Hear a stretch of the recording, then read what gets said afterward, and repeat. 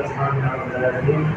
بسم الله الرحمن الرحيم. الحمد لله رب العالمين الرحمن الرحيم مالك يوم الدين. إياك نعبد وإياك نستعين اهدنا الصراط المستقيم صراط الذين أنعمت عليهم غير المغضوب عليهم ولا الضالين. ربنا آتنا في الدنيا حسنة وفي الآخرة حسنة وقنا عذاب النار. Okay, bago kayo umupo ay papakiayos ang inyong upuan at kung may kalat sa ilalim ng inyong upuan ay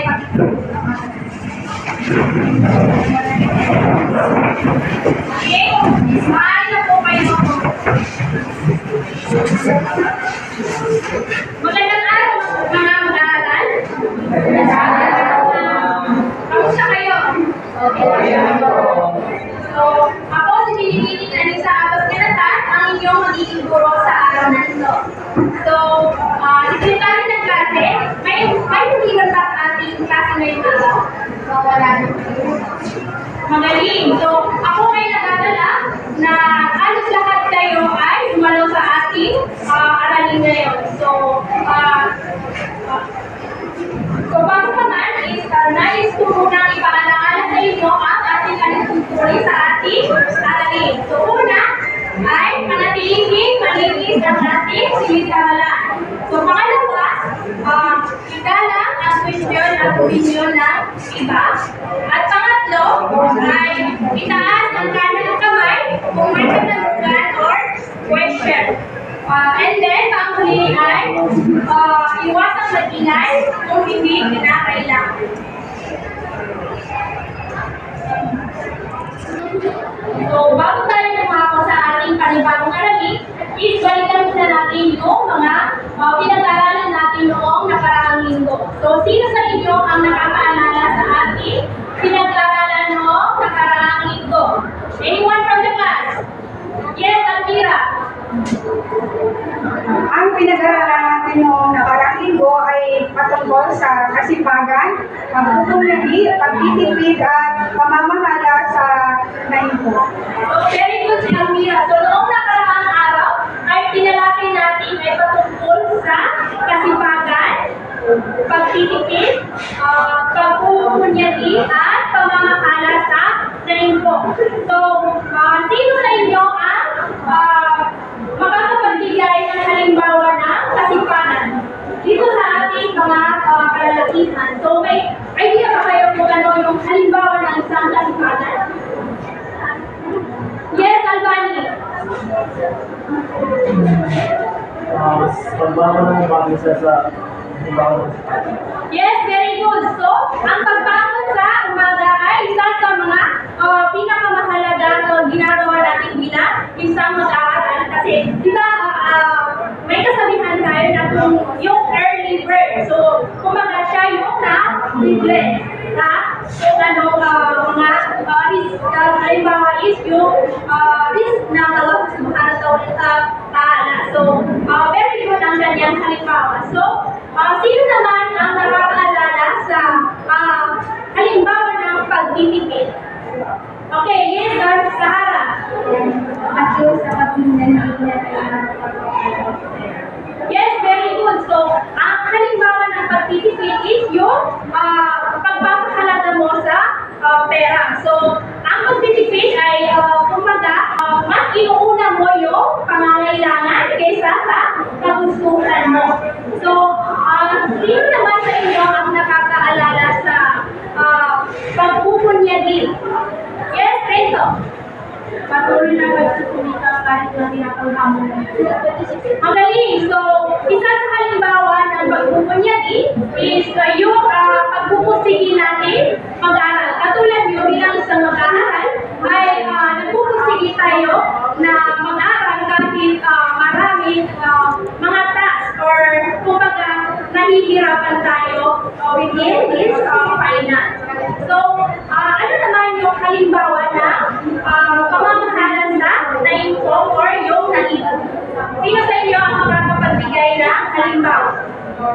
Yes, by Hasrin. Kung magamit natin ito sa mga halimbawa.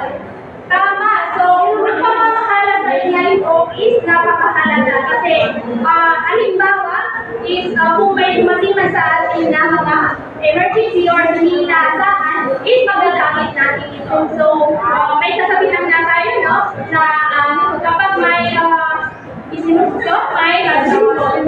So, ako ay masaya dahil naalala nyo at naintindihan ninyo ang ating pinag-aralan noong nakaraang aralin. So, ngayon, handa na po kayo sa ating bagong aralin? Okay. So, ngayon class is, basahin natin ang ating layunin na kung saan ito yung mga inaasahan na matututunan nyo bago pa naman matapos ang ating aralin. So,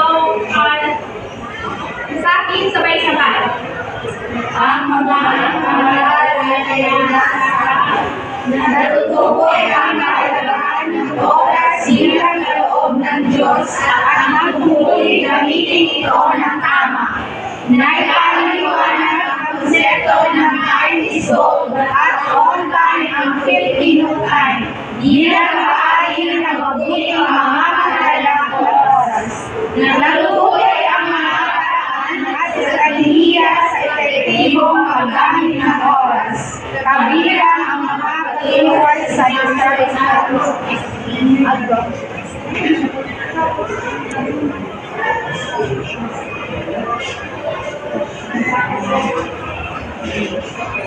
So ngayon ay may pakita ko sa inyong larawan at hulaan nyo kung ano ito. So, ano sa tingin nyo ang tawag sa ating tawag ngayon? Umahapon ng oras. Ano ba? Alagaan ng oras. Yes. So, bakit kaya ganito ang kanyang disenyo? Anyone?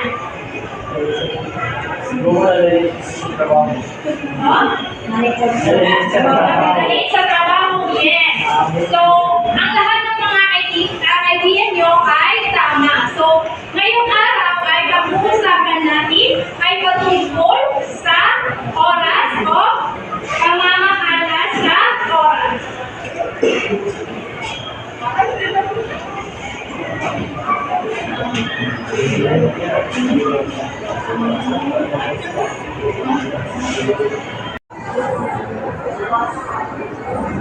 So, ating mapapansin sa larawan na kung saan ang kanyang disenyo ay isang tao.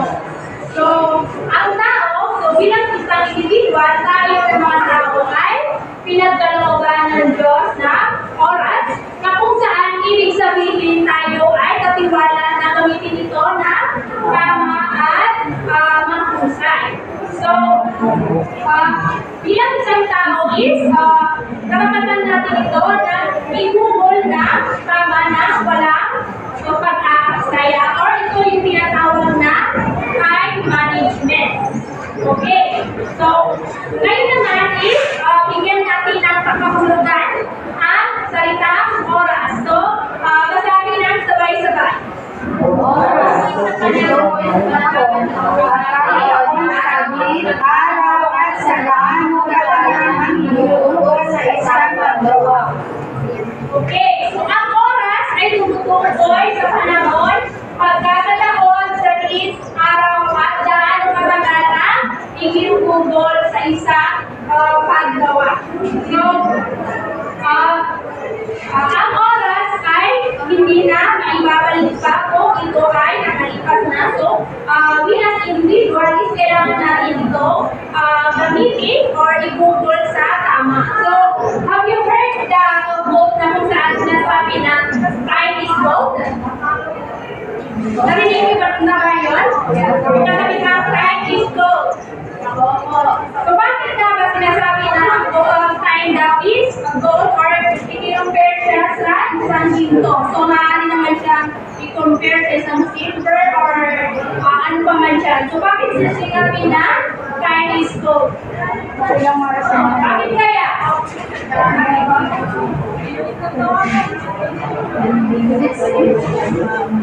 So, bakit kaya sinabi doon na time is gold? May mga idea ba kayo? Anyone from the class? Yes! Bakit sinabi na time is go? Sinabi daw tayo kasi nagpapakita siya ng kahalagan sa oras. Yes, very good. So, sabi niya is, time is gold is, nagpapakita daw siya ng kahalagahan ng oras. So, diba, ang gold is pag nawala sa atin is, malaking kawalan sa atin. So, ang time is, napaka-precious niya para sa atin. So, mas mahalaga pa sa oras. Kasi maaari ngayon is, maaari ngayon ay linggo, di ba ka, after is linggo, parehas lang sila, pero yung time, is hindi na ganon yung kumbaga mangyayari sa'yo in that day. So, nahalaga na pamahalagan natin ito na mabuti. So, okay, para sa ating paunang gawain is magkakaroon tayo ng freedom wall or ibig sabihin is yung freedom kalayahan nyo or yung mga meeting nyo. So, mag-isip kayo ng mga bagay na kung saan ginagawa nyo within 24 hours. So, isulat ninyo sa isang papel. Then after is, i-delete ninyo dito sa ating freedom wall. So, I give you in 2 minutes para makapag-isip sa inyong sagot.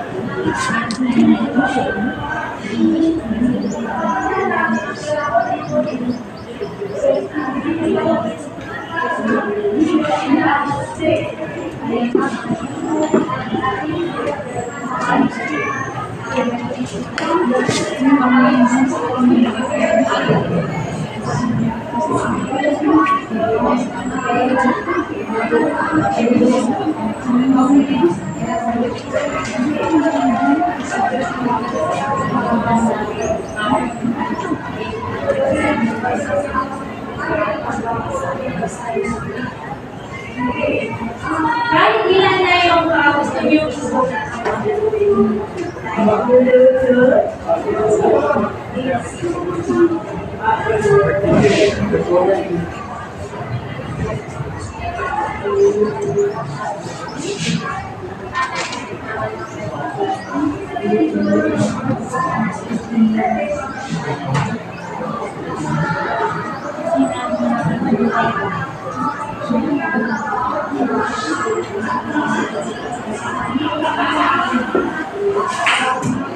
Okay, tapos na ba?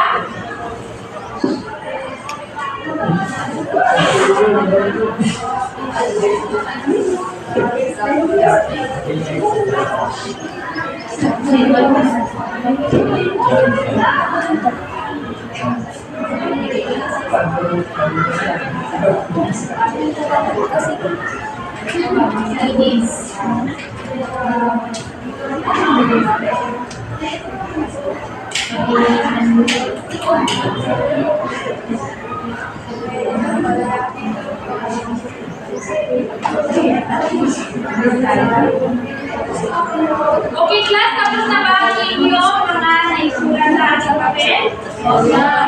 Okay, kung tapos na, ay ililin ninyo sa ating freedom wall ang inyong mga idea. So, ito ay maling sagot. So, lahat ay tama. Okay? Maaaring sa kayo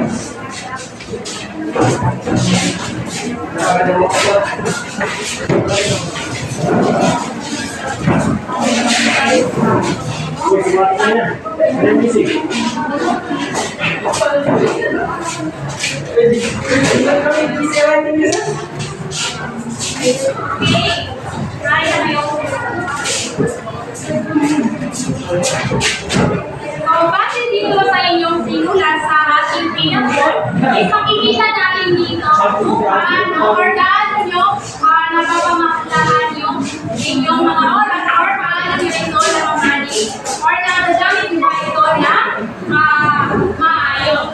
So, isa sa mga pagkakalin nyo is nagsumagot na mag-aral o mag-review. So, sa tingin nyo, ang pag-review or pag-aaral is mahalaga ba ito or hindi gaano mahalaga? Mahalaga.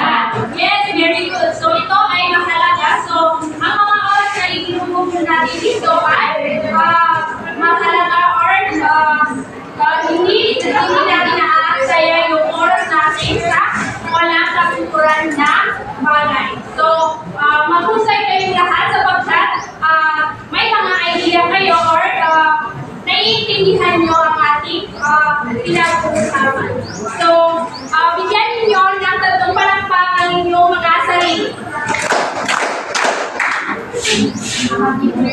Haba natin kailangan pamahalaan ang ating mga oras. So, nang sa ganon ay tayo ay maging produktibo at epektibo tayo individual. So, sa pamamahala natin ng oras is mayroon tayo dapat na binabubulan ng ating oras or nahahati ang pinagbubulan natin ng ating oras. So, ang paggamit natin ng oras ay dapat is inububol natin ito sa mga sumusunod. So, ang kahalagahan ng paggamit ng oras. So, una na dyan is ang pag-ibig-pag-ugnayan sa Diyos. So, dapat, ibig sabihin is, bigyan natin ng oras or mas malaking oras ang ating Panginoon dahil siya ang nagbigay ng ating buhay at ng oras. So, hindi natin magagawa ang lahat na ito kung wala ang kanyang guidance para sa atin. So, ang pangalawa is para sa sariling pag-unlad. So, ibig sabihin is kailangan natin bigyan ng oras sa ating mga sarili para sa ating self-development. So, isa lang dito, isang halimbawa nito ay kayo mga mag-aaral na kung saan araw-araw na pumapasok sa ating silid-aralan upang matuto ng panibagong aralin na magagamit natin in the future. So, pangatlo is pagbibigay ng oras sa pamilya. So, of course, kailangan natin bigyan ng oras ang ating pamilya dahil sila ang ating katuwang sa buhay. Then, pang-apat is pamamanika at paglilibang. So, kahit na mga tao is napapagod rin. So, kailangan natin bigyan ng oras ang ating sarili na magpahinga after a productive and tiring day. So, ang ating sarili or ang ating health, ang ating puhunan sa lahat ng ating ginagawa. So, we deserve na bigyan natin ng pamamahinga at paglilibang. So, ang halimbawa ng paglilibang is kung may extra or natapos mo na yung mga dapat mong kailangan gawin, is bigyan mo ng reward yung sarili mo. Like for example is, paglilibang is pumunta pamamasyal, magpunta sa dagat or pag-relax. So, ang panghuli is ang paglilingkod sa kapwa at kalipunan. So, hindi tayo nabubuhay dito sa mundo na nag-iisa. So, no man is island. So, kailangan natin paglingkuran ang ating kapwa at of course, ang lipunan na siya ating ginagalawan. So, sa ganoon is makikita natin yung pagpapahalaga natin sa oras at kumbaga hindi natin nasasayang ito. So, ganun pa man, may mga pagkakataon din talaga na yung araw natin is hindi natin ito kumbaga hindi nagiging productive. So, may mga gawain na kung saan nagpapagsaya sa ating oras. So, inaalala nga dyan yung hindi maayos na paggawa ng schedule. So, halimbawa is, hindi mo alam yung tutunguhin mo or wala kang nakaset na schedule. So, kumbaga, matatapos lang yung oras mo na wala kang ginagawa kasi nga wala kang sinisave na goals or yung schedule. So, mahalaga bilang isang mag-aaral is kailangan gumawa kayo ng things to-do list. So, sino may gumagawa nun dito sa inyo? Yes, Katana ay gumagawa siya siya na to-do list na kung saan para ma-manage niya yung kanyang time. Like for example, isa yung mag-aaral. Kung halimbawa is may assignment kayo, is kumaga, inililista yung mga mahihirap na subject, and then sa mga mahihirap na sa gano'n, maging smooth yung flow ng paggawa ng task. Okay, so, pangalawa ay sobrang pag-aalala, or ito yung sinasabi nila, stress or yung pag-pressure mo sa iyong sarili. So, di ba naranasan natin ito na kung saan mas maraming oras pa ang ginugugol natin sa ating pag-iisip yung pagiging stress, and then umaabot sa point na wala tayong nagagawa or natatapos dahil nauubos lang sa pag-iisip na kung saan wala naman nagiging result. So, kung maaari is iwasan natin ang sobrang pag-aalala. Okay? And pangatlo is pagpapaliban ng gawain or procrastination of pagpapabukas-bukas. So, ibig sabihin ito is yung pagkakran. So, napaka-familiar ito sa atin, no? Especially nowadays, sinasabi natin ay mamaya pa or hindi pa matagal pa yung deadline. So, isa ito sa dahilan or gawain na kung saan nakakapag-aksaya ng ating oras. So, mahalaga na mag-set tayo ng mindset, positive mindset na kung saan tapusin na natin on time yung mga activity natin. Nang sa ganoon is hindi masayang yung oras natin. Okay, the last one is paggamit ng oras sa mga walang natuturan na gawain o distraction. So, ngayon is napakaraming distraction na mga nararanasan natin. Like for example is, imbis na mag-review ka or is mas inuunan mo pa yung pag-scroll sa Facebook, manonood sa TikTok, and so on and so forth, na kung saan hindi mo namamalaya na nauubos na pala yung oras mo at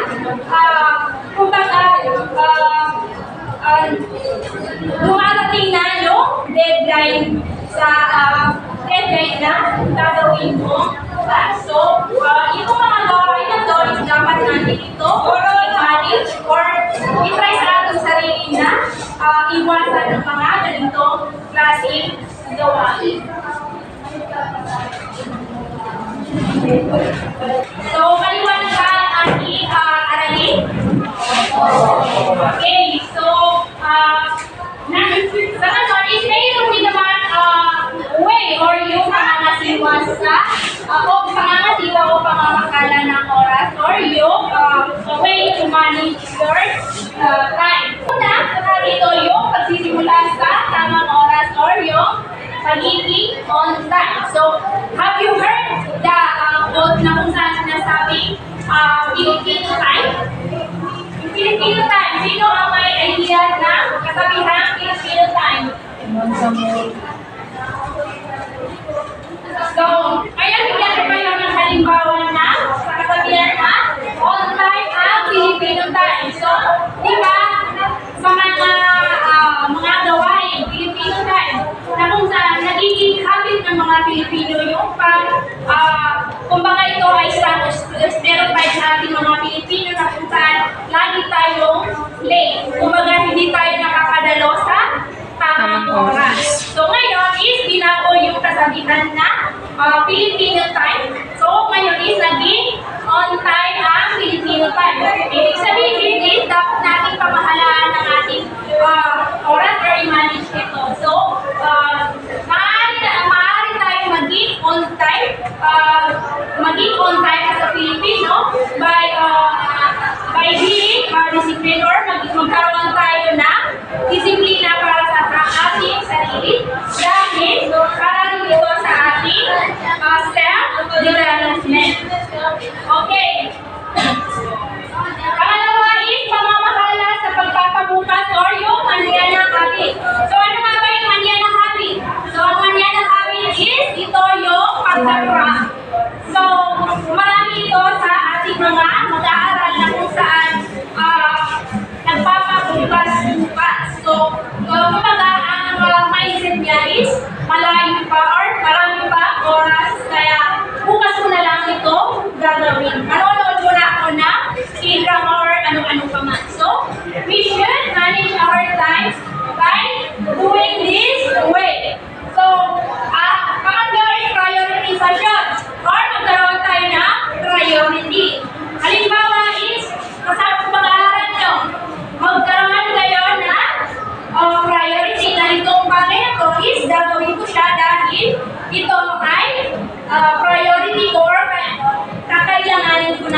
talaga. And then, the last one is ang pag-i-schedule. So, ito yung pag-i-schedule is napakahalaga sa atin para maging, sabi ko nga kanina, maging smooth yung flow ng ating mga gawain. So, like for example is, may mga gawain tayo, like for example sa bahay. So, unahin natin yung mga bagay na madadali hanggang sa mahihirap para tuloy-tuloy yung ating paggawa. Ngayon naman ay mayroon tayong tungkulin sa paggawa na subok na. Ito ay ang tinatawag natin na SMART. So, ang ibig sabihin ng SMART, S for specific. So, basahin ang sabay-sabay. S, specific. S for measurable. A for attainable. R for realistic. B for time.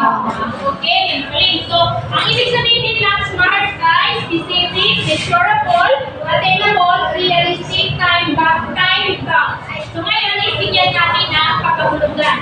So, ano nga ba yung specific or iyak? Iyak ang iyong tutuin kung ikaw ay nakakasiguro na ito ang iyong nais na mangyari sa iyong paggawa. Like for example is, kumbaga sa iyong sarili ay maging tiyak ka muna na ito talaga yung tutulungin mo. Like for example is, kumbaga sa sarili mo, kailangan mo ito matapos kaagad mo may ginagawa ka mga activity or gawain sa paaralan. Pangalawa is measurable or nasusukat. So, dapat pagnilayan mo ito ba ay tumutugon sa iyong mga kakayahan kapag kung hindi ay hindi mo rin ito may sasakatuparan. So, ibig sabihin measurable. So, kung alam mo sa sarili mo na kumbaga kakayanin mo ito, yung mga kumbaga plano mo mangyari sa iyong agenda. So, pangatlo is attainable or yung naaabot. So, ang tumuhin mo ay makatotohanan, naaabot at mapag-abot. So, ang realistic naman is makatotohanan. So, mahalaga tingnan ang kaangkupan ng iyong gawain sa pagtugon sa pangangailangan ng iyong kapwa at timbangin kung ito ba ay higit na makakabuti. So, the last one is ang time-bound o nasusulat na panahon. So, kailangan na magbigay ng tatlang panahon kung kailangan mo ay sasagutuparan ang iyong tungkulin. So, itong mga na-discuss natin is ito yung mga dapat natin tandaan at isaalang-alang na kung saan nagagamit natin ito sa ating realidad ng buhay, na kung saan marirealize natin na dahil natin ang oras dahil ito ay hindi tulad ng pera na maaari natin ipunin sa kasya or bago na kung saan kung ating kinakailangan ay agad-agad natin ito naiipon. So, ngayon is para sa ating pangalawang gawain is magkakaroon tayo ng group activity. So, each group is consists of ito ay mag-CCC, group 1, and ito naman ay mag-CCC, group 2, and group 3. So, ang ating group activity is magbibigay ng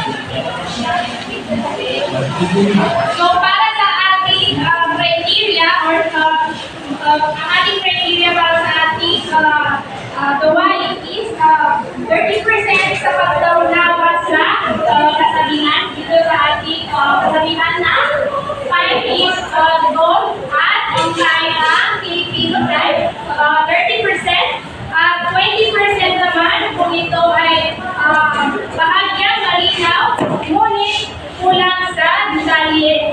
So 20% and 10% na nangangailangan na pag-unla. So maaari siyang sumisiklan ang inyong pagsagot. So I give you a 2 minutes or 3 minutes para tapusin ang inyong aralin dahil ang inyong pagsagot.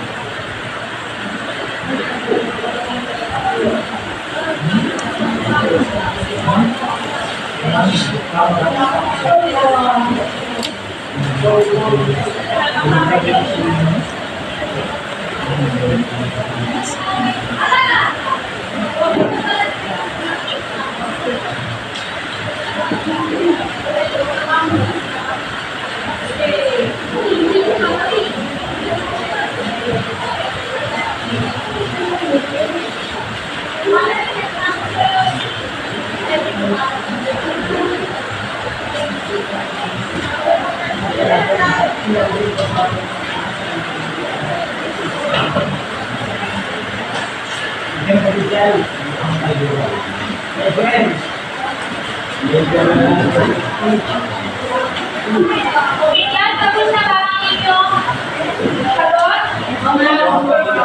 Okay, so ang inyong grupo is nag-select na lang ng inyong leader upang ibahagi ang inyong sagot bilang napag-usapan ng inyong group 1, group 3, may leader na ba kayo?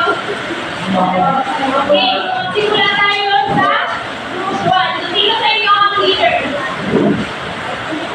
Okay, man, kasali na naman at kasali ng inyong sagot.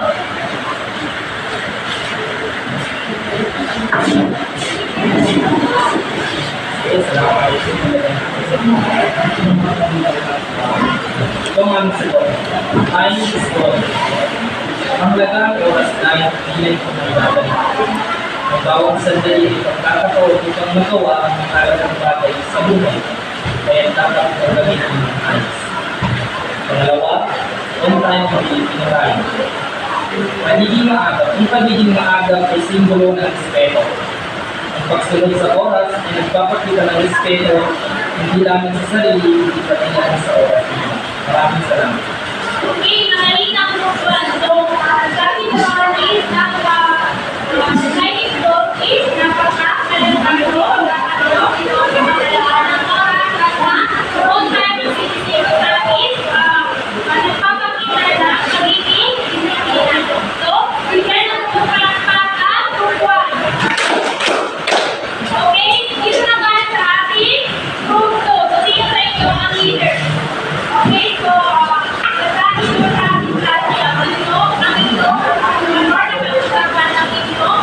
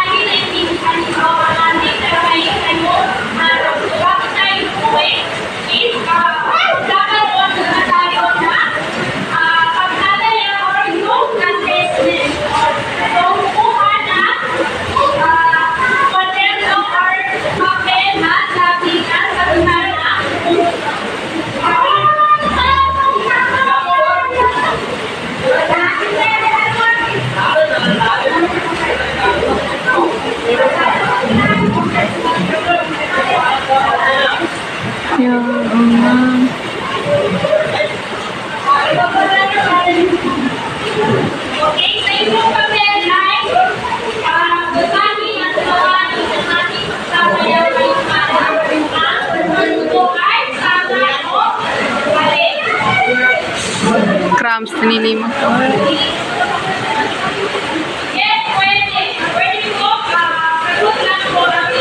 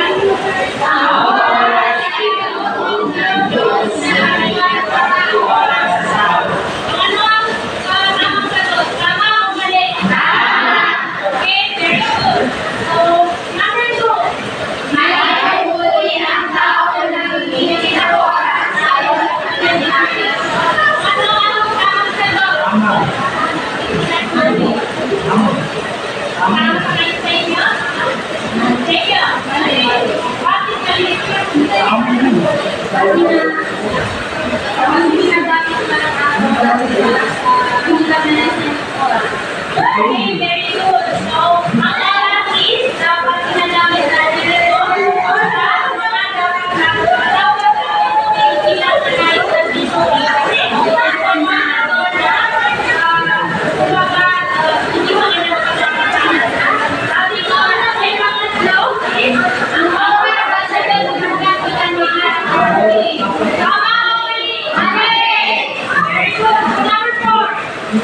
Tama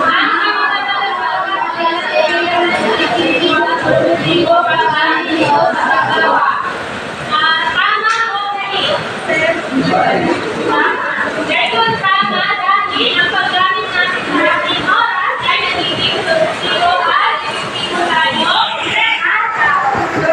Number 5, the last one. Ang illegally and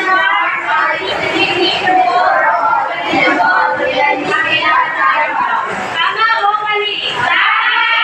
Okay, proceed tayo ang perfect form or 5 points. Saan na naman? Okay, marami na. Proceed tayo ang 4, 3. Okay, very good. So, naisipan talaga natin yung diskusyon ngayong araw. So, bago tayo umuwi is, may ipapagawa ako sa inyo pagdadalhin or assignment na tataktan nyo sa inyong kahanan. So, ito ay ipapagawa natin sa inyo soon.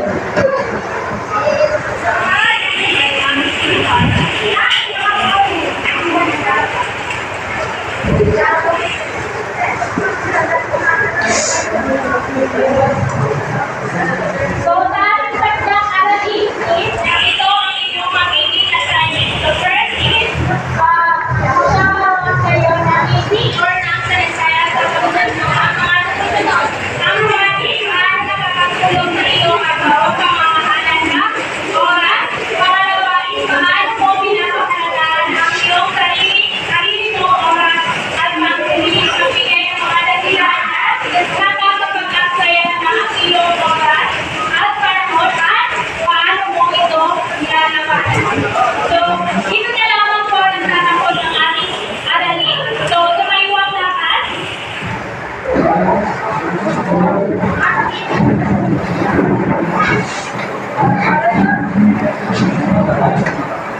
Fine lahat? Try and take this. Guys, anong movement?